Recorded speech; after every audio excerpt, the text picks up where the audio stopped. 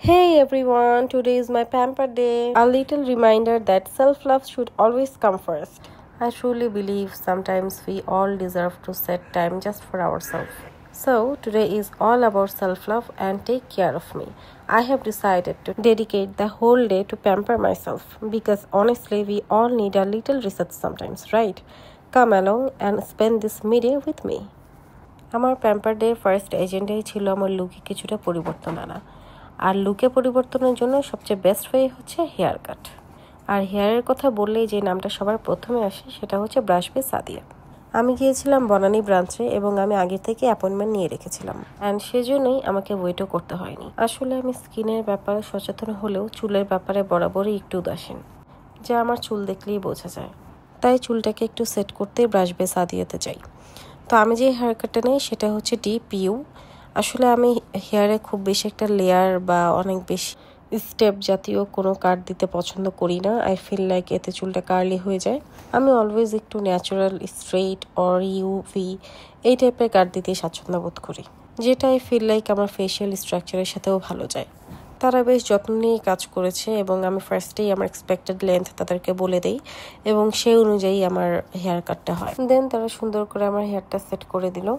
I know আহামরি কোনো change আসেনি, but it looks more natural and goes with my aura.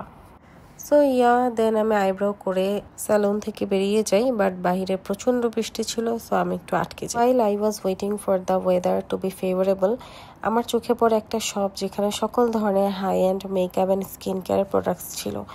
And I was shocked for a moment যে একটা শপে এত কিছু, এটা কোন shop? Then I saw the name and it was Go Go Gorgeous. যদিও মেকআপ শপিংয়ের আজকে আমার কোনোই প্ল্যান ছিল না, বিকজ আই প্রমিসড মাইসেলফ যে এই মান্থে আমি একটু সঞ্চয়ী হব, because I have spent a lot.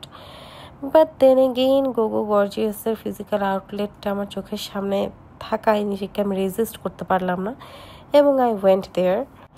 R physical আউটলেটে যাব আর কিছু শপিং করব না তা তো হয় না।